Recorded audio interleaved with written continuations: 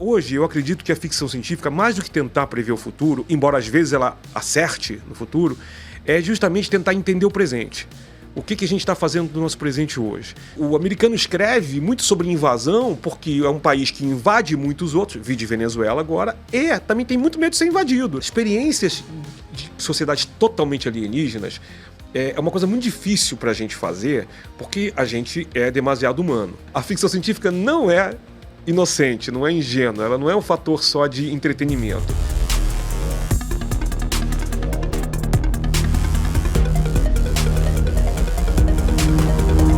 Cidades gigantescas, máquinas inteligentes, trabalho automatizado, controle social.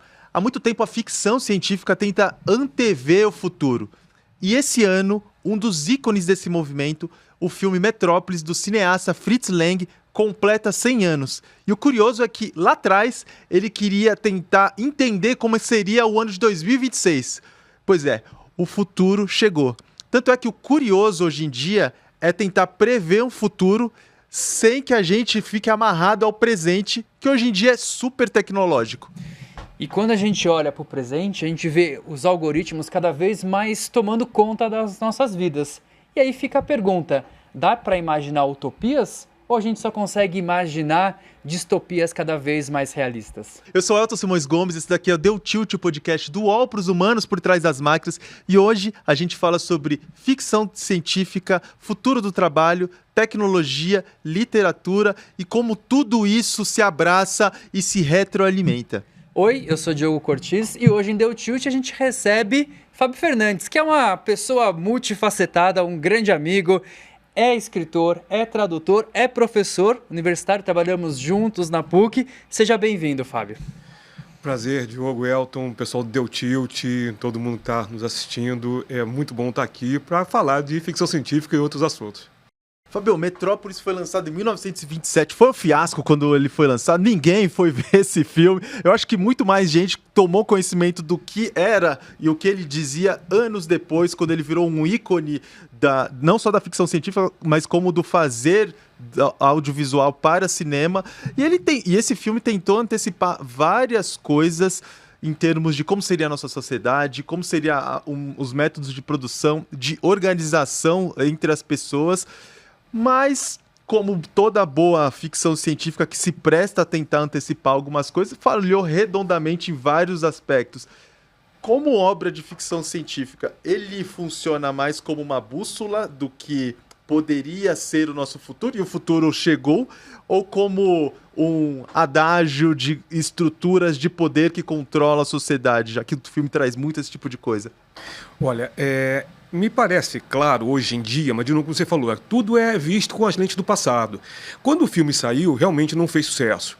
E o interesse do Fritz Lang e da Thea von Harbou, a roteirista e romancista, porque era um romance, né, que depois vira filme, naquele momento era falar justamente da questão de classes. Tanto que a frase que abre o filme que fecha é que o coração tem que mediar as duas vamos dizer, as duas polaridades. Já falava de um mundo polarizado, né? Então, assim, hoje eu acredito que a ficção científica, mais do que tentar prever o futuro, embora às vezes ela acerte no futuro, é justamente tentar entender o presente. O que a gente está fazendo no nosso presente hoje. Então, Metrópolis traz muito essa questão.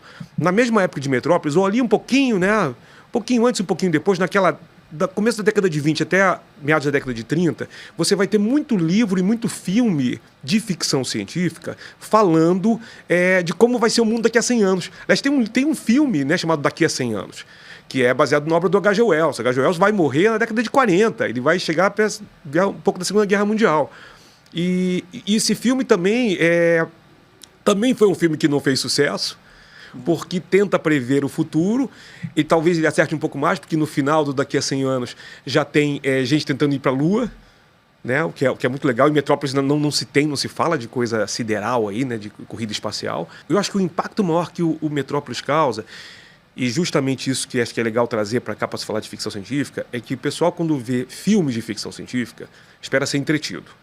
Espera entretenimento. O que é muito legal. O valor de entretenimento desses filmes é maravilhoso. Porém, muita gente recusa falar da ficção científica como algo que discuta a sociedade, porque prefere ver só o lado do entretenimento. Mas eu acho que Metrópolis aí acertou muito mais nisso. Tipo, olha, não vamos entreter, vamos pegar cenários incríveis, né, do expressionismo alemão, que aquilo era um dos ápices do expressionismo alemão, mas vamos falar também de sociedade. Isso vai causar duas coisas importantes, né? Pouco depois que o Metrópolis estreia, Goebbels, né, procura Fritz Lang e diz assim, escuta, vem trabalhar com a gente. Aí, Goebbels, que é o ministro da propaganda nazista. Ele ainda não era nessa época. Tá. Quando ele vai virar, aliás, passamos alguns anos, quando ele vira ministro da propaganda, ele vira para o Fritz Lang e fala assim, escuta, vem trabalhar com a gente. Semanas depois, Fritz Lang pica a mula e vai para os Estados Unidos, porque até a von Haber não, ela aceita, ela entra para o Partido Nazista e vai trabalhar com Hitler. Mas o Lang não. O Lang, eu não sei se nem o Lang era necessariamente de esquerda, mas ele defendia políticas sociais que não tinham a ver com o nazismo. Então ele dá adeus e vai embora. E acho que esse ponto que você coloca é bem interessante, porque muitas vezes quando a gente vai conversar com o público de forma geral, eles associam muito a ficção científica a invenções, sabe? A artefatos, a tecnologias, né? E Metrópolis, por exemplo, não prevê o smartphone, mas prevê essa transformação social, né? E como que você vê esses temas cada vez mais atuais hoje, assim? Olha, exatamente isso. Toda vez que eu participo de algum debate, uma mesa, uma entrevista, me pergunto sempre sobre questões de invenção. Outro dia eu participei de um podcast e tentaram insistir comigo, dizendo, não, mas a ficção científica prevê o futuro, ela cria invenções. Eu falei, olha, se você pegar 10 Júlio Verne com o Capitão Nemo, com o Nautilus, o submarino não é uma invenção do Júlio Verne. O primeiro submarino que você tem notícia foi usado na Guerra Civil Americana. Na verdade, Júlio Verne era um cara muito interessado no presente e ele extrapolava. O conceito de que o Nautilus seria um submarino nuclear, por exemplo, ele vem do filme de Walt Disney. Tem nada a ver com Júlio Verne. Mas ok, não tira o valor. Agora, o que acontece? Escritores de ficção científica geralmente são conhecidos pela extrapolação. Eles querem tratar de temas atuais. Então, já tem muita gente falando do presente como ele é. Vamos botar uma outra capa no presente para ver se as pessoas conseguem entender um pouco melhor, se distanciar, mas que seja uma distância saudável, né? Eu acho que o Metrópolis, daqui a 100 anos, e filmes como Star Wars, por exemplo, né? Star Wars teve, uns anos atrás, começaram a noticiar, botar nas redes, uma entrevista do Lucas em que ele fala que os rebeldes eram os Vietcongs. Foi o que ele pensou na época. Tal. Mas na época, eu tinha 11 anos quando o filme estreou, eu não estava pensando nisso, estava pensando em me divertir. Eu lembro que, muito antes da internet, eu estava num shopping em Belo Horizonte com a minha irmã mais nova e uma prima mais velha. A prima passou pela porta do cinema com a gente e falou assim, olha só, será que esse filme não é legal? E estava aquele cartaz com os robôs, um cara com uma espada laser, e eu falei, cara, deve ser muito bom, vamos entrar. A gente entrou, viu o filme, fiquei maravilhado. E foi um dos filmes que eu mais revi na vida. E cada vez que eu revia e revejo, eu encontro coisas diferentes. E claro, a gente cresce, a gente amadurece e começa a ver ali as críticas sociais que a gente no começo não vê. Alguns anos atrás, uma colega minha me procurou, falando na internet, falando no Facebook, e falou assim, Fábio, eu acho legal, né, você se interessar por ficção científica, mas eu não consigo entender e eu não consigo ver que a ficção científica possa ser algo de relevante politicamente.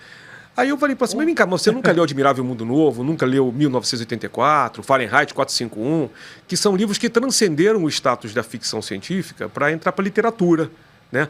E ela confessou que nunca tinha lido. Isso foi um pouco antes da pandemia. E a partir daí eu criei um curso só para falar de política e ficção científica, para explicar, olha, e é um curso que não pretende polarizar ninguém, mas pegar e dizer, olha, a ficção científica não é inocente, não é ingênua, ela não é um fator só de entretenimento. Eu acho que você vai ler esses livros e você vai se entreter. E outra coisa também interessante, as pessoas acham que entretenimento é necessariamente uma coisa de você gargalhar, você se emocionar e você não refletir nada. O entretenimento pode fazer com que você reflita, é apenas um fator adicional. A indagação da sua amiga de que ela não via política na ficção científica é dos mesmos criadores da galera que vai pro show do Rage Against the Machine. E acho que não, quando eles começam a falar de política, fica surpreso, sabe? Mas falando de um artefato criado pelo filme Metrópolis e continuando nesse samba da ficção científica, o magnata do filme, o John Fredersen, ele cria um robô que é todo simpático, mas é criado para semear o caos, para desmobilizar a classe trabalhadora. E é uma estratégia parecida com o que a gente vê hoje dessas ondas de desinformação. Eu sei que você não gosta de falar que a ficção científica antecipa alguns movimentos, mas a gente estava o filme foi lançado numa época de ebulição social em vários cantos da Europa, em vários cantos dos Estados Unidos, e com a emergência de um partido nazista que se arvorava da publicidade, da propaganda, de uma forma muito intensa. De alguma forma, essa visão do Fritz Lang de criar esse robô que semeia o caos é uma antecipação do que a gente vê com a manipulação algorítmica? Com certeza. Não é que eu não goste de falar da coisa do antecipar. Eu acho que a ficção científica às vezes cria. Eu acho que o Fritz Lang deu ideias para outras pessoas. Até o von Haber deu ideias para outras pessoas. Né? Claro que às vezes isso entra no chamado imaginário coletivo. Entra no que o crítico britânico John Clute chama de grande conversação. O que é isso? Criou o Machine Mensch, que é o robô de Metrópolis. Olha que engraçado, né? Ele tem o formato feminino, mas ele é homem-máquina em alemão. E esse homem-máquina, ele vai depois ser transformado em outros robôs da ficção científica. Ele vai gerar outros robôs em termos de ideia. Alguém vai dizer, olha, gostei dessa ideia de uma pessoa artificial, então eu vou fazer também o meu. Então isso é o que o Clute chama de grande conversação. Na ficção científica você nunca cria nada do nada. Alguém te passa a tocha, é uma corrida de revezamento, você vai lá e escreve. Então, e isso aí, por exemplo, já existiam autômatos na ficção antes do robô de Metrópolis. Mas um robô criado para semear a desinformação é um conceito novo. Você falou agora muito bem. Aparecem as cenas lá da robô se fazendo passar pela Maria, né? No restaurante, né? Você tem isso e tem outra coisa também. Culturalmente, a Alemanha estava anos-luz à frente dos Estados Unidos e vários outros países. E você tinha a cultura dos cabarés, que eram, inclusive, ambientes LGBT. Então, isso é uma coisa maravilhosa. A cultura, a literatura alemã, o cinema com o expressionismo. E aí o nazismo vem para meio que derrotar isso tudo e dizer, não queremos isso é degenerado, acabou. E eu acho que aí há sim uma espécie uma antecipação do que eles já estavam sentindo que ia acontecer, no sentido de vamos botar essa cultura que não nos agrada de lado e vamos semear o caos. Né, como desinformação. E aí, nesse caso, eu acho, sim, que, como muitos livros e filmes de ficção científica, até von Haber e Fritz Lang deram quase que um roadmap, deram um manual de instruções. Né? Eu acho que outro conceito importante para a gente falar na ficção científica, ela acaba sendo quase sempre um manual de instruções, que você pode usar para o bem ou para o mal. Né? Tudo bem que são conceitos muito relativos. Mas, nesse caso, eu acho, sim, que Metrópolis é um filme que ficou para a história muito mais pelo fator humano do que pelo fator de invenções. Mas se a gente puder falar de uma invenção, sim, não é a invenção da máquina, mas desse uso da máquina. Fábio, você falou, né, dessa questão desse manual de instrução, que eu achei excelente.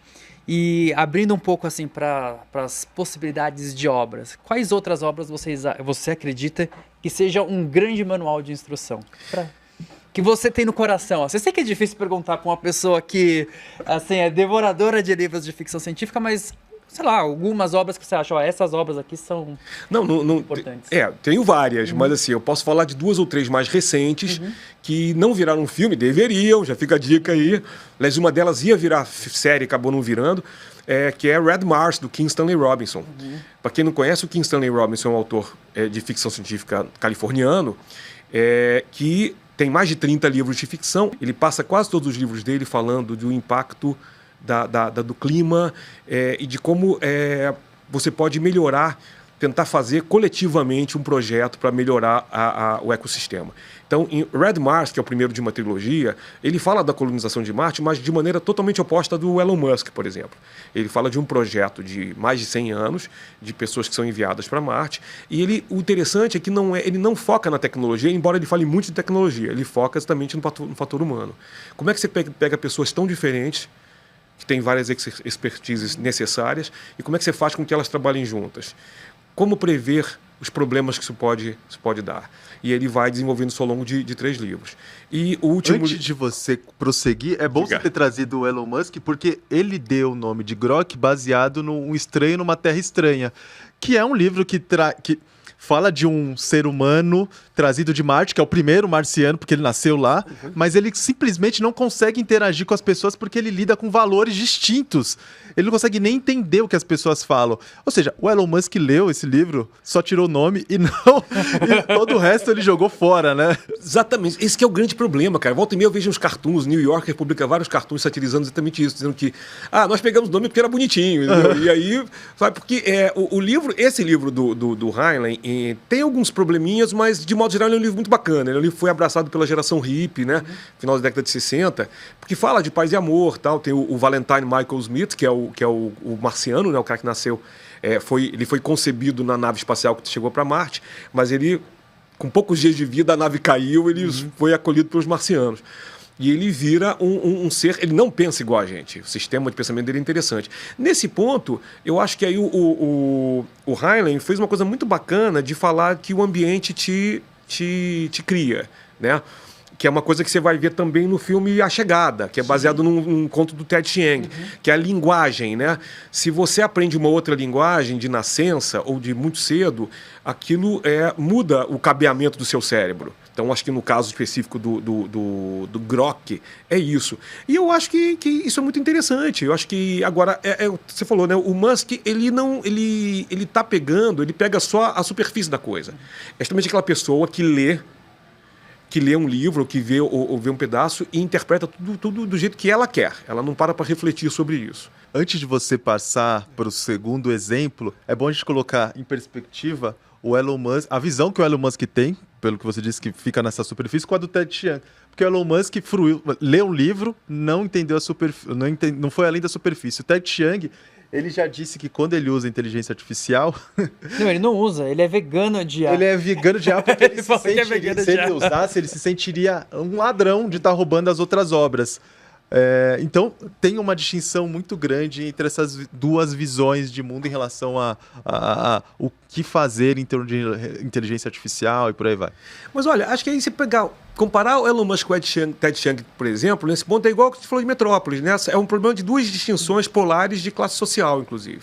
De um trilionário que ele nunca criou nada, né? Ele pega coisas dos outros. Nem o projeto original do Tesla é dele. Mas aí tem, ok, tudo bem, o capitalismo é isso. A pessoa pega, tal, mas investe no projeto, né? Nada de fundamentalmente errado nisso, mas não reflete sobre os seus usos. Ou reflete só até a página 23, como a gente costuma dizer. Reflete só até onde isso me interessa. Tá, isso que não me interessa, eu não quero discutir, eu não quero pensar nisso. E o escritor de ficção científica necessariamente pensa, inclusive, no que vai dar errado. Muita gente hoje em dia está chamando qualquer livro de ficção científica de distopia. Por causa disso, porque não tem utopia que não carregue distopia dentro de si. A utopia de uns é a distopia de outros. Então, é muito normal isso. Mas esses autores, o Ted Chiang, por exemplo, quando ele coloca para você que pode dar errado, ele não está necessariamente falando que é uma distopia. Está dizendo, olha, é o mundo. Ele tem características utópicas e características distópicas. Talvez a nossa luta seja no sentido de tentar equilibrar isso, fazer a utopia um pouquinho maior e melhor do que a distopia. Mas eu estou ansioso para saber qual seria a outra obra que você considera um desses manuais, como o Diogo tinha colocado. Olha, eu vou repetir o autor, né? Espero que não seja chato isso. Temos um fã aqui. Sim, não, eu sou, inclusive eu tenho pesquisado, estou pesquisando agora academicamente a obra do King Stanley Robinson. Mas ele tem o último livro dele de ficção, The Ministry for the Future, que seria o Ministério do Futuro, que esse é assumidamente um roadmap. Ele coloca direitinho um órgão, vamos dizer assim, extra-oficial da ONU, que é criado daqui a uns 10, 20 anos para discutir ações climáticas. E se eu posso falar de mais um livro? Por favor. Então eu fecharia, para não falar dele, eu vou falar de uma mentora dele, que é a Ursula Le Guin, que tem quase tudo publicado no Brasil. Então é muito legal também, todo mundo pode acompanhar.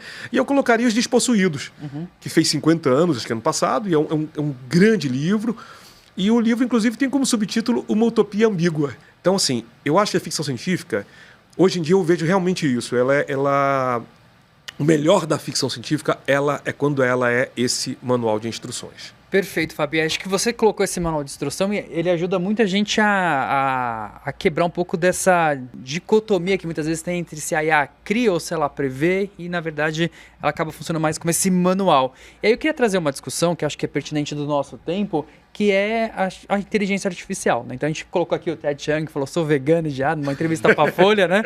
Mas como que você vê a inteligência artificial sendo usado tanto no processo de criação de ficção, né, por autores que possam não usar, mas principalmente de uma forma geral, ela como uma tecnologia cultural, né, que começa a influenciar a forma como as pessoas escrevem, como as pessoas se relacionam, como as pessoas consomem conteúdo. Como que você vê hoje esse impacto desse nosso processo de imaginação de futuros? Olha, é muito interessante você colocar isso, porque tá aí uma coisa que a ficção científica não previu direito. A gente falou agora há pouco do robô de Metrópolis, foi equivalente talvez de uma IA que ajude a espalhar fake news. Ok, mas a nossa sociedade é muito mais complexa, né? Eu, no começo, quando começou essa onda da IA, de se falar muito de IA, eu fui em vários lugares para dizer, olha, não vamos demonizar a IA, porque os filmes todos que tinha até 4, 5 anos atrás eram todos tipo HAL 9000, de 2001. Né? A IA é necessariamente uma entidade maligna, que vai te destruir, que quer destruir. Inclusive, teve o Yuval Harari, fez parte de um grupo dizendo, não, há 5% de chance da humanidade ser destruída pelas IAs. As cartas que foram propostas e assinadas por grandes pesquisadores, falando, não, temos que parar o desenvolvimento da IA. E é muito complicado, porque assim, você não para o progresso da ciência. Progresso aí, leia-se de maneira mais ampla possível. Né? Você não desinventa uma coisa. A gente sabe que a IA, esse IA é um termo meio de marketing, porque não existe inteligência autônoma ainda. Pode vir a ter? Acredito que sim. Não totalmente autônoma como a gente vê na ficção científica. Mas existem, né, possibilidades de uso que a ficção científica já nos dá. Por exemplo, tem um livro muito legal chamado Gnomon, do Nick Harkaway, que é falando sobre isso. Ele fala de uma IA chamada Testemunha, que seria a IA que controla todo o sistema de vigilância de Londres, no final do século XXI. E você conversando com a IA, você vê que a IA parece totalmente autônoma. E ela tem autonomia, a partir do que foi programado para ela, de tomar decisões. E ela age como uma pessoa muito severa, um policial muito severo, que toma as decisões, tipo, a pessoa é culpada até prova em contrário, e te dá toda uma lógica autoritária para isso, que você se assusta. Mas você sabe que por trás daquilo ali tem humanos. Né? Então, assim, a ficção científica nos dá essa possibilidade, mas a ficção científica, claro, Gnomon é um livro que tem 5, 6 anos, tá? Mas eu estou falando que até o começo do século XXI, até onde eu consigo lembrar, nenhum livro de ficção científica te dava a IA como o que está acontecendo agora, como uma ferramenta cultural. Né? Então, é importante que a gente tente entender que, primeiro, a partir do momento que você não desinventa nada, que você não tem como tirar a IA do cenário que ela está agora, como você faz para viver de maneira, vamos dizer assim, simbiótica com a IA? Até a ficção científica, ela antecipa o futuro, ou se o futuro, uma vez que ele está posto e está realizado, produz seres humanos que olham para ficção científica e passam a reinterpretar aquela ficção científica a partir da nossa realidade. Pronto. A minha pergunta tautológica é para você, viu? O que é das duas, ou é as duas ao mesmo tempo, ou nenhuma delas? Cara, vamos usar então a lógica dos alienígenas o chamado, né? É tudo, cara, é tudo isso. Na verdade, o que acontece é que eu acho que a gente recria o passado. E aí vamos entrar em Freud. A gente reinventa o passado da gente, né? Claro, reinventar demais é psicose. Mas é muito saudável mentalmente a gente reinventar no sentido de coisas que de repente fizeram mal pra gente, a gente olha para trás, depois de uma boa terapia e tudo mais, a gente para e pensa, puxa, de repente não foi aquilo que eu interpretei no passado, de repente a coisa foi diferente e tal, e você fazer as pazes com o seu passado. Estou falando na questão terapêutica. E na questão da ficção, a mesma coisa. Eu acho que quando vocês vão rever um filme, quase nunca vocês têm a mesma sensação e impressão da primeira vez que vocês viram. Por quê? Porque vocês cresceram, vocês mudaram, a gente amadurece, a gente tem várias experiências de vida que fazem a gente rever aquele conceito e ter uns insights, né? Então, eu acho que o que acontece na ficção científica atualmente também é isso. Você olhar para trás e dizer, nossa, de repente, aquele filme, aquele livro, atirou onde viu, acertou onde não viu. Né? Ou não, ou de repente você cria um novo significado para aquilo ali a partir do que você viu. E também não tem nada de errado nisso. Eu acho que é isso que faz com que a gente continue fazendo essa grande conversação. De pegar os robôs, aí agora trabalha para IA. E como é que você vai trabalhar com a IA agora? Hoje, na ficção científica literária, principalmente lá fora, você não tem mais... Nos últimos anos eu não tenho lido nenhuma obra que fale da IA como uma ferramenta destrutiva. Você pode ter sátiras, tem a série Murder Boat, né? Diário de um Robô Assassino, que foi transformada em série, da Martha Wells, que está rolando ainda, né? E que ela brinca com isso. É uma IA, sim, porque é um robô. Né? E que decide, não, eu não quero mais matar ninguém, eu não quero violência, eu quero só ficar vendo as séries de TV que eu baixo aqui no meu cérebro e fico assistindo. Então, assim, você tem toda essa reinterpretação, porque tem outra coisa também. Quem é que escreve a maior parte dessas ficções científicas? Os americanos, os estadunidenses. Então, o americano escreve muito sobre invasão, porque é um país que invade muitos outros, vi de Venezuela agora, e também tem muito medo de ser invadido. Né? Quando o 11 de setembro foi um choque de realidade para eles. Um medo incrível que eles tinham de ser invadidos. E eu acho que as literaturas de outros países não trabalham tanto assim com isso. Eu conheço um pouco da ficção científica francesa, italiana, muito da brasileira, e a gente aqui não trabalha muito com esse conceito. Eu mesmo, se eu puder falar de mim, claro, o meu primeiro romance, chamado Os Dias da Peste, que eu lancei, eu publiquei em 2009, mas ele é baseado em alguns contos que eu tinha escrito em 2000 e 2001. Eu coloco também uma coisa assim, tipo, as IAs surgem no mundo, se tem a singularidade, elas começam elas ganham realmente autonomia, e elas dizem, a gente não consegue fazer tudo sozinho. Bora trabalhar em parceria? Né? E é claro, uma parceria que em alguns momentos vai dar errado, vai ter algumas complicações que eu coloco, mas que é isso, eu parti desse pressuposto, eu não quero ver a IA como uma coisa negativa. Vai dar problema? Vai dar problema, mas gente, tudo dá problema. Então assim, qualquer dispositivo mecânico, eletrônico, dá problemas.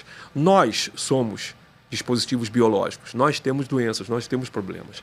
Eu acho que a nossa vida toda é feita disso, de manuais de instruções para levar adiante esse negócio. Manuais de instruções para os nossos corpos, para as nossas cabeças, para os dispositivos com que a gente trabalha.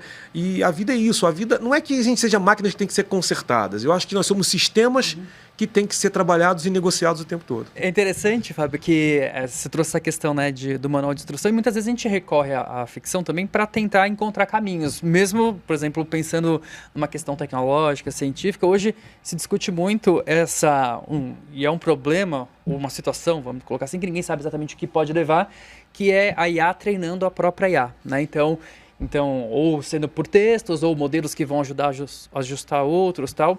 E aí, recentemente, a gente estava numa discussão sobre isso, e eu até indiquei um livro, né, e todo mundo adorou, assim, porque trouxe vários insights, que inclusive você é o tradutor, que é Salmo para um Robô Peregrino, porque é um momento em que é a segunda geração, né, de robôs, Sim. que foram criados por outros robôs e não por humanos, sabe? Então começa a abrir possibilidades muito interessantes a gente pensar nesse desdobramento, né? Então acho que vai por esse caminho também, né? Sim, esse livro foi um livro que deu muito prazer em traduzir. A Becky Chambers marcou um gol de placa com esse livro da série do Monge Robô, porque traz essa possibilidade também, né? Aí humanizou o robô, com tudo que o robô pode ter, com tudo que a figura do robô pode ter de interessante, né? E é isso.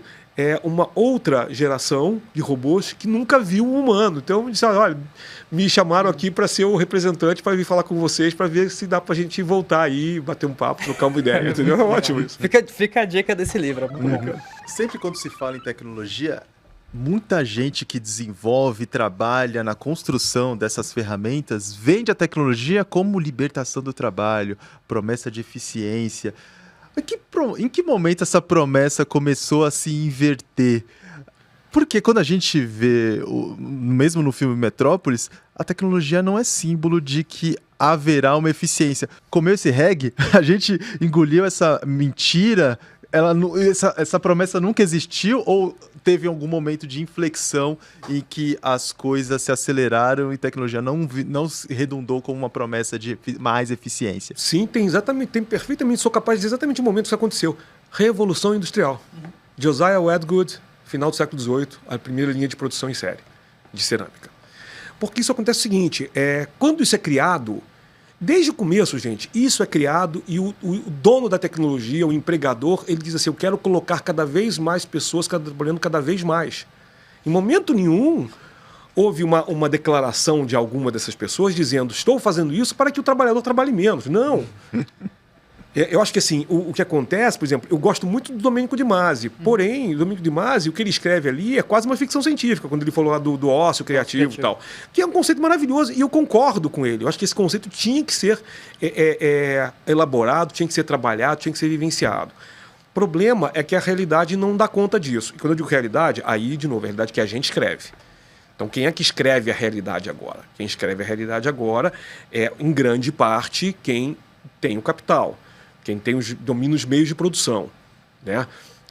Então, quando você tem essa dominação dos meios de produção, você cria as tecnologias. E hoje o que acontece? Não precisa nem IA, né? A gente, pandemia, então vamos trabalhar em casa. Beleza. Mas eu trabalhar em casa, você tem o WhatsApp, então você está disponível 24/7. Não é verdade, mas passa a ser, porque de repente o chefe te procura, isso aqui é urgente. E você, você aceita, porque você tem medo de ser demitido. Ou porque às vezes isso é dito para você, ou insinuado para você. Então, e em algum momento as pessoas normalizam isso, as pessoas naturalizam isso. Então, a quantidade de gente que defende isso é impressionante. E, na verdade, a gente vive numa cultura que leva a gente a normalizar isso.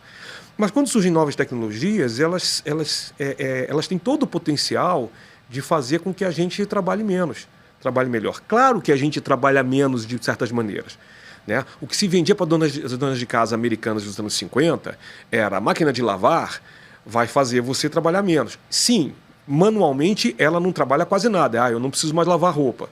Mas quem é que bota as roupas na máquina de lavar? Quem é que bota o amaciante, o sabonete? É a mulher. O homem quase não participa desse processo, até hoje. Né? A maioria, o homem quase nunca é parceiro. Então, começa a ficar complicado isso aí. E aí, te libera para fazer outras coisas. O quê? Para continuar arrumando a casa. Continuar trabalhando na casa.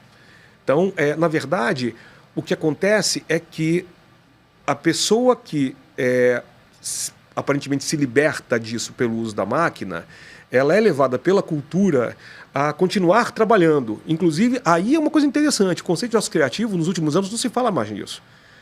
E pelo contrário, aí você vê também outra coisa, são as redes sociais, aí você, Instagram, TikTok, tudo mais, e eu uso essas redes, mas você vê muitos influencers e muitas pessoas, LinkedIn, né, jogando, dizendo o seguinte, te dando aquela vaga sensação de que se você não fizer algo com o seu tempo ocioso, você é um inútil para a sociedade.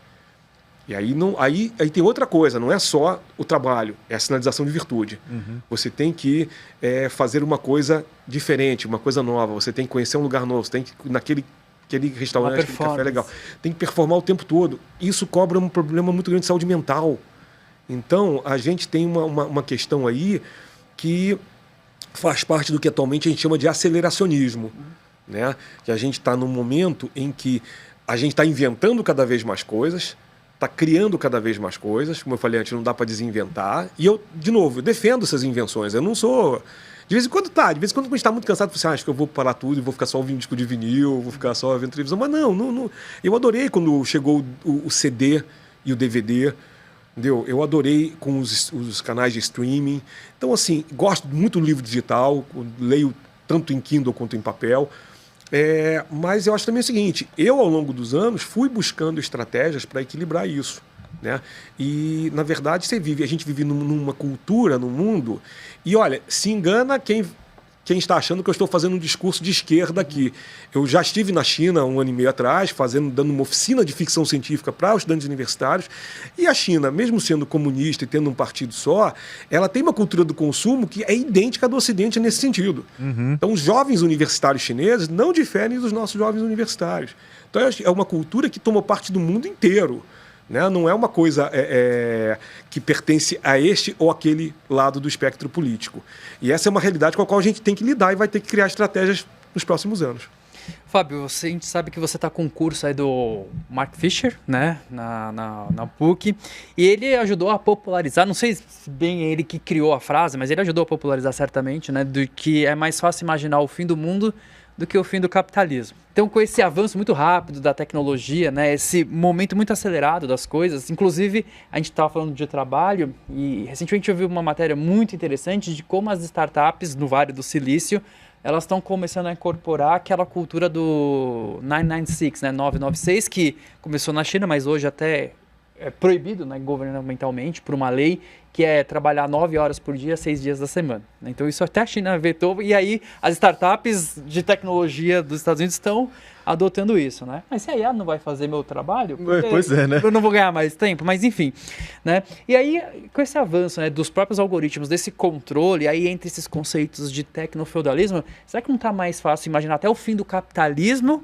do que o fim do algoritmo? Como que você vê essa situação hoje? Pois é, essa frase é engraçada porque até hoje não se bateu o martelo sobre quem disse. Dizem hoje em dia, eu já vejo dizendo que foi o Frederick Jameson que teria feito essa frase, mas isso não importa tanto. Eu acho que o problema aí é que é o seguinte, não é que o capitalismo não possa ter um fim. Eu acho que ele, em algum momento ele vai ter um fim. Tudo que começa tem um fim. O problema é ele não sofrer metamorfoses em outras formas mais nocivas, né? Tem um livro que está saindo agora chamado Capitalismo, uma história de horror, do John Greenaway, que é um pesquisador britânico, e que ele fala justamente sobre isso. Ele pega o Mark Fisher, pega China Miéville, que é um autor também que a gente não comentou até agora, de fantasia e weird fiction, né? E faz uma análise de Drácula e Frankenstein, a questão toda do vampiro como o nobre, como um vampiro que suga, né, o sangue das pessoas e suga também o poder de compra das pessoas, o capital e tudo mais, né? E coloca tudo isso num momento em que as pessoas, você não tem mais, vamos dizer assim, como se fosse um poder de escolha. Em 89, quando cai o muro, né, Francis Fukuyama escreve um livro que é O Último Homem e o Fim da História, quando ele fala do acabou a história porque agora vamos ter para sempre o capitalismo e tudo bem. Ele não estava 100% errado, porque é o que eu estou falando agora. O sistema que compõe o capital, que ajuda a compor o capitalismo, continua existindo aqui e na China, aqui e no Oriente. E a questão aqui não se trata, na minha fala, por exemplo, de querer o fim do capitalismo. É de querer que as mudanças que vão acontecendo na sociedade possam acontecer de maneira que a gente consiga se regular. A gente começou falando de IA e estamos terminando numa coisa muito legal, que é também de poder falar de como é que a gente regula esse sistema para ele funcionar bem para todo mundo. Para a gente poder ter o nosso ócio criativo, acabar com a escala, né, 6x1, poder criar, sabe, 5x2, criar como agora na Dinamarca tem de 4x3, sabe? Por que não? Então essa é uma pergunta. A resposta quase sempre é porque é impossível. Tá? Por que é impossível se a Dinamarca faz? Então tem gente que fala assim, mas o Brasil não é Dinamarca. Ok, tem razão. E como é que a gente faz para, nesse ponto específico, transformar o Brasil numa Dinamarca? Ou, melhor, fazer com que o Brasil seja ele próprio. Né? A gente consiga fazer com que o Brasil trabalhe como a gente consegue trabalhar, como a gente está acostumado a trabalhar. Né, para fazer com que a gente tenha um equilíbrio melhor. Né? Me fez pensar um pouco a conversa sobre o capitalismo ser um sistema evolutivo, porque me parece que a manifestação mais clara do que é o capitalismo hoje são as plataformas algoritmizadas. Não é uma coisa sem rosto, sem braços, sem cérebro, que toma decisões por você e todas as decisões são inapeláveis. Você lida com os efeitos dela e não pode dialogar muito, a não ser passar para o próximo vídeo, dar o próximo scroll e acabou. Desse ponto de vista, a tecnologia deixou de ser só uma ferramenta para virar uma infraestrutura do poder, de modo que ela é invisível, sem rosto, sem cara, e faz com que os processos que são muito agressivos com aquilo que há de humano nas relações seja completamente invisibilizado e a gente simplesmente tenha que aceitar? Olha, é aquilo. Daí, ó, tá vendo que agora vou passar de Marx para Adam Smith. Quem propõe, né, o conceito de mão invisível do mercado é Adam Smith. A gente agora está com uma mão invisível, talvez da tecnologia, sobre tudo o que está acontecendo com a gente. E aí a gente vai falar de maneira muito simples. Você tá com um problema na tua TV a cabo, no teu Wi-Fi, e você tentar entrar em contato com a empresa que instala. Você não consegue mais. Né? Volta e meia eu tenho amigos meus, já passei por isso recentemente, e eu não consigo melhorar o Wi-Fi lá de casa. Porque a gente entra em contato e aí a pessoa... às vezes uma pessoa atende e diz, vamos marcar pro dia tal. Tá bom, aí chegou o dia tal, a pessoa não veio. Aí você vai lá no sistema, tá lá como visto. A pessoa foi, não foi. Você estava lá em casa esperando o tempo todo, a pessoa não foi. E isso eu estou falando da coisa menos problemática, que você ainda consegue falar com a pessoa. Muitos sistemas bancários hoje em dia não conseguem mais. Você não consegue mais falar com a pessoa. Né? Tudo vai sendo rearranjado no sentido de você não precisar mais falar com pessoas. E aí é que é engraçado, né? Eu sou um filho eu nasci nos anos 60, final dos anos 60. Então, na minha infância e adolescência, eu tinha a gente sonhava com um futuro em que a tecnologia ia fazer tudo por nós, como falamos agora há pouco, né? E a gente tinha até desenhos animados. Aí você vai passar, vamos pegar aquela coisa mais antiga, mais clássica, que é de Jetsons, por exemplo. E tudo ali. De vez em quando dava um defeito lá, né? Tava operando uma máquina, mas também era você ir lá e consertar a máquina e ela voltar a funcionar. E como você tem agora um sistema em que a máquina não funciona, ou ela não é nem que não funcione, quem está por trás da máquina não está preocupado se ela vai funcionar ou não. Você já comprou aquele serviço, você já alugou aquele serviço. Então, e agora? Eu preciso muito ir resolver um tal problema num banco, mas agora quase não tem agência bancária. Com quem que eu falo? Liga para o número tal, não tem um atendente. A pessoa é um sistema eletrônico, você passa por várias camadas e de repente em determinados momentos você quer um atendimento que não está previsto ali. E aí, como é que você faz? Então, esse é um dos grandes problemas, né?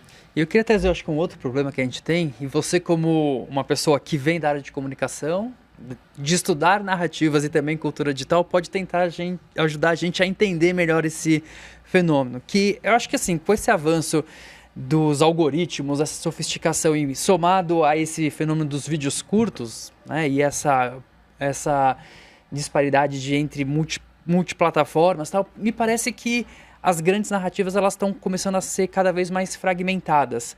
Fragmentadas no sentido de que antes, sei lá, no Twitter, você via as conversas que iam acontecendo, as grandes conversas, você ia lá, comentava.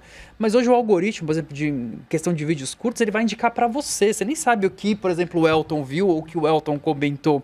Como que você vê esse fenômeno, assim, pensando numa extrapolação para o futuro, assim? Olha, eu gostava muito do Twitter, cara. Eu gostava muito do Twitter porque, exatamente o que você falou agora, me fornecia esse diálogo muito abrangente, inclusive sociopolítico, com várias tendências, e poder conversar, E eu me informava muito no Twitter, né? As grandes cadeias de notícias estavam todas no Twitter, e eu, muitas vezes, eu lembro também que houve uma época, 2010, 2011, foi o auge do Twitter. Foi um momento, inclusive, que eu estava em casa e, de repente, a minha ex-mulher, na época eu estava no escritório, ela estava no outro, de repente ela falou assim, você sentiu isso? Eu falei, não senti, o que foi? E tinha acabado de ver um terremoto, que reverberou e foi sentido aqui no centro de São Paulo. E na hora eu perguntei no Twitter, e várias pessoas ao mesmo tempo perguntaram, o que foi isso, o que aconteceu, isso aqui e tal. E 5 minutos depois, as redes começaram a noticiar que tinha tido um terremoto no litoral e que reverberou aqui. Então, assim, foi um momento muito bonito, inclusive do jornalismo, do jornalismo cidadão, independente, as pessoas começaram a fazer esse tipo de coisa. Mas que hoje em dia a gente não está conseguindo mais isso. Eu acho que o algoritmo ele deu uma abafada nesse ruído. E aí eu falo ruído da melhor maneira possível, né? A gente poder ter essa multiplicidade de conversas, e o algoritmo agora não te dá muito isso. Uma coisa que eu gosto muito ainda de usar é o YouTube. Eu não ouço música no Spotify. E aí não tem nenhuma questão social, é uma questão técnica. Eu tô lá ouvindo uma música lá e, de repente, nesse sentido, para mim funciona bem. Ele só me indica aquele mesmo tipo de música que eu gosto de ouvir. Então, beleza. De vez em quando ele vai me dar uma surpresa, que é muito agradável também. Então, se por um lado é bom, porque ele me dá... E eu tenho que fazer um disclaimer aqui que eu não falei até agora. Eu sou autista, nível 1 de suporte. Então, eu tenho algumas características. Por exemplo, eu gosto muito de ouvir o mesmo tipo de música. Então, eu boto ali e aí ele vai me indicando só aquele mesmo tipo de música. Só que depois de um tempo isso fica chato. Né? Então, eu mesmo gostando muito disso, de vez em quando, por exemplo, eu vou lá ver o Agente Secreto, né? E, de repente, boto umas músicas brasileiras dos anos 70, eu falei, caramba, que saudade. Aí eu vou no YouTube e boto essa música, e claro, o YouTube começa a me mandar de novo esse mesmo tipo de música. Mas é isso, eu acho que nesse momento o ruído está sendo abafado. A gente está sofrendo uma espécie de afogamento, aí, de naufrágio da informação. E o que está tendo é mais do mesmo para todo mundo e para tudo. Não é à toa que a gente está vendo também muita coisa aí. Outro dia eu vi uma notícia num caderno de cultura dizendo que pela primeira vez em não sei quantos anos você está tendo... você teve assim, mais filmes... acho que em Hollywood, né? Mais filmes que não sejam continuações ou remakes, né? Por quê? Porque já tinha ficado tão comum que você praticamente não tem nenhum lançamento que não seja um remake de alguma coisa, uma continuação dessa ou daquela franquia, né? Então, eu acho que o que agora a gente está tendo é isso. Eu não sei, aí eu não confesso a vocês que eu não sei como fazer para sair dessa. Eu acho que a gente vai demorar um pouco. Eu acho que falando do Agente Secreto, né, o que o Kleber Mendonça Filho falou lá em Hollywood, quando ele recebeu o prêmio lá, foi muito legal. Tipo, jovens cineastas, façam mais filmes. Eu acho que a gente precisa fazer isso. Eu acho que na literatura de ficção científica, por exemplo, também estão surgindo cada vez mais escritores e escritoras jovens que estão aí para fazer uma diferença. Porque é isso, eu acho que se você não começar a criar seu conteúdo e ele seja um conteúdo... e aí... O termo é um pouco complicado, falar de conteúdo inovador. Mas eu acho que a inovação aí, no caso do cinema, no caso da literatura, mesmo de ficção científica, está em você falar do seu mundo. Por que Kleber Mendonça Filho está fazendo tanto sucesso? Porque ele fala do Recife sempre. Ele ainda não fez uma produção ambientada em Hollywood. Talvez faça, mas eu acho que se ele fizer também, ele vai usar os pernambucanos, vai usar o cenário do Recife de alguma maneira. E hoje também na literatura de ficção científica está ficando cada vez mais bacana isso. Há uns 30 anos atrás, você tinha uma literatura muito pasteurizada, que era só autor americano, branco, cis hétero. E hoje, principalmente no Brasil, você tem muitos autores e autoras LGBTQ, negros, negras, indígenas, autistas. Então isso está crescendo muito. Eu acho que a única maneira de a gente combater o algoritmo é fazendo a nossa, como dizia o Félix Guattari, a nossa revolução molecular. Cada um sendo o que é. E cada um falando mais de si, né? Porque se você não puder não oferecer esse contraponto, você vai continuar numa cultura pasteurizada. Para voltar ao tema de ficção científica, e aproveitando que a gente está se aproximando do fim dessa conversa, a gente discutiu muito aqui a intersecção entre ficção científica tentando prever inovações tecnológicas e mostrando como a sociedade fica cada vez mais automatizada, cada vez mais alicerçada em ferramentas. Mas pelo que a gente está discutindo aqui, esse já é um espelho da nossa realidade. A gente cada vez mais é dependente dos algoritmos, alguns do Spotify, outros do YouTube, sei lá por quê, Diogo.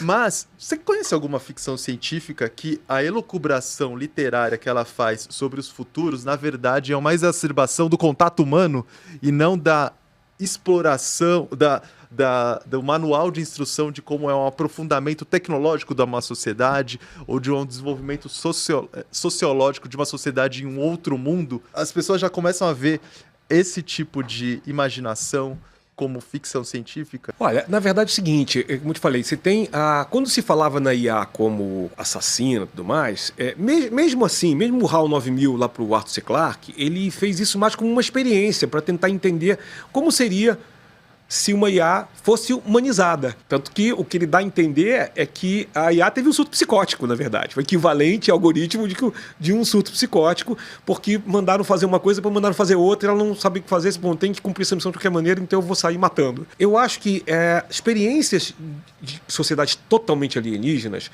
é uma coisa muito difícil para a gente fazer, porque a gente é demasiado humano. Então é muito difícil, né? Se tentar. Toda vez que se cria uma sociedade assim, a gente está sempre criando sociedades humanas, praticamente, né? Mas ok também, isso aí não é um grande problema. Eu acho que a Ursula Le Guin, né, para voltar uma autora que está sendo muito publicada no Brasil, ela faz isso de maneira muito bacana quando ela cria a cultura Rainis, né? E o que ela fala, né? Que no século XXI a humanidade, né, os terráqueos, foram para as estrelas e aí eles fazem o primeiro contato com a cultura de Hain. Hain, o que é? Hain é um planeta, e depois esse planeta tem várias colônias na galáxia, essas pessoas são humanoides muito parecidos com a gente. Então eles dizem, que bom que vocês vieram, finalmente. E os humanos, como assim? Não, porque nós somos primos, nós somos parentes. Na verdade, o planeta de vocês foi semeado, o DNA foi semeado 1 bilhão de anos atrás. Mais ou menos como hoje você fala E aí eu acho muito ruim, mas enfim, né? Teve o Alien, né? Então teve Prometheus, tal, as continuações de Ridley Scott, que tentaram falar alguma coisa parecida, da gente ter sido semeado aqui também. Mas, e esse volta e meia, até Star Trek, né, hoje em dia tem essa coisa de que por que os vulcanos são parecidos com os humanos, tudo mais, tipo, porque também houve uma raça bilhões de anos atrás que semeou a galáxia. Aí é uma coisa meio, né, para você poder justificar usar as pessoas ali. Mas quando a Ursula Le Guin faz isso, ela faz de uma maneira mais interessante, porque ela coloca, olha, bem-vindos, nós somos humanos como vocês, mas nós não somos iguais a vocês. Vocês estão começando a crescer agora. Tanto que você vai... Floresta é o nome do mundo, eu não lembro se o título em português é exatamente esse, World is Forest, é um dos primeiros planetas que os humanos, os terráqueos, estão sob supervisão Rain, estão indo e fazem uma coisa pavorosa, quase que fazem um genocídio ali, né? E em outros planetas, como a Mão Esquerda da Escuridão, por exemplo, é um enviado da Terra que vai para o planeta Getten e ele se depara com uma cultura ambissexual, de pessoas que têm fisicamente, elas são hermafroditas, elas agora são do sexo masculino, passam por um processo de troca de energia ali, quando elas estão muito estressadas, e elas, ou periodicamente, e aí o cara pode deixar totalmente de suas características externas de homem e passar a ter de mulher e vice-versa. E o personagem tem que lutar com os próprios preconceitos. Aí você percebe o personagem meio transfóbico. Uhum. E ela fez uma coisa codificada para transexualidade, talvez sem se dar conta, não sei. Mas, inclusive, depois ela falou que tem coisas ali que ela meio que foi transfóbica e que ela diz, não, hoje em dia eu não faria isso. Né? Mas, de modo geral, o livro é incrível. E outra coisa que eu posso indicar também para vocês, que já começou a sair no Brasil, que é a série da cultura, do Iain M. Banks. Que aí sim, não são humanos, é uma cultura que tem algumas raças humanoides e outras totalmente diferentes, que é uma cultura paralela à nossa, e que é muito bacana. São várias histórias, acho que são 12 livros de histórias totalmente separadas umas das outras, que se passam totalmente fora da Terra, com culturas que têm muitas, muitas diferenças das humanas. E aí o Iain Banks faz uma brincadeira, que ele fala que tem um conto que se passa na Terra, que é na década de 80, onde vem um pessoal da cultura mais humanoide, e eles se maquiam, se disfarçam para ficar iguais a gente, porque um deles se exilou na Terra, então os caras querem pegar ele de volta e tal.